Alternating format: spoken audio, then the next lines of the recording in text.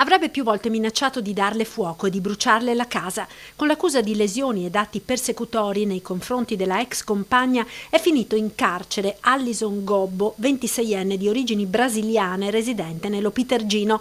Il giovane, ex talento del rugby, è stato arrestato dagli agenti della squadra mobile di Treviso in esecuzione di un'ordinanza di custodia cautelare della magistratura.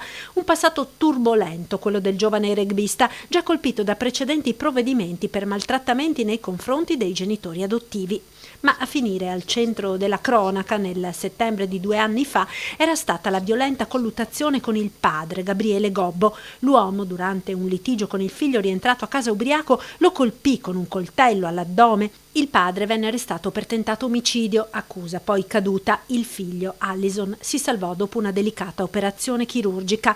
Lui stesso, dal letto d'ospedale, ci raccontò l'accaduto. Ero ubriaco, abbiamo cominciato a litigare io e mio papà e abbiamo cominciato a litigare in maniera molto accesa. Dopodiché credo che abbiamo, perché questa parte qua io non me la ricordo, me l'ha raccontata mia mamma, credo che abbiamo cominciato a metterci le mani addosso io e mio papà e dopodiché niente, penso che lui per cercare di fermarmi più che altro, non perché voleva farmi del male ma perché voleva cercare di fermarmi, ha fatto quello che ha fatto. Un periodo difficile dal quale il giovane rugbista sembrava intenzionato ad uscire, come ci disse 2 anni fa. Adesso vediamo cosa succederà, io voglio solo pensare a rimettermi in sesto e a pensare a cosa poter fare per salvare il salvabile della mia famiglia. Le cose però sono andate diversamente. Questa volta i problemi Allyson Gobbo li ha avuti con la compagna. Una volta terminata la relazione, la donna è stata oggetto degli atti persecutori che hanno portato l'ex rugbista in carcere.